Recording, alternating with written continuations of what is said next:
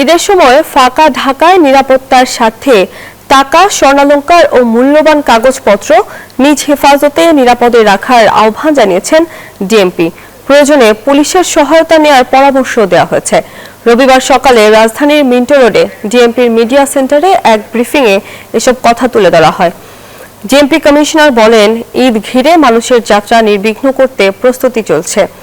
রাজধানীর 4টি bus terminal সহ গুরুত্বপূর্ণ স্থানগুলোতে বাড়ানো হয়েছে নিরাপত্তা।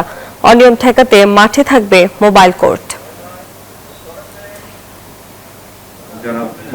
নগদ অর্থ, স্বর্ণালংকার বা গুরুত্বপূর্ণ দলিলপত্রাদি অরক্ষিত অবস্থায় রাখবেন না। এগুলা হেফাজতে আপনার আত্মীয় স্বজনের বাসায় রেখে যাবেন। ছিনতাই, অজ্ঞান পার্টি, মলম পার্টি, পকেটমারদের তৎপরতা রোধে পর্যাপ্ত সংখ্যক অতিরিক্ত পুলিশ ছাড়াও থানা পুলিশ এবং ফাঁড়ি পুলিশও মোতায়েন আছে। বিকাশ পেমেন্টে 10,000 টাকার বেশি অফার। শপিং চলছে তো।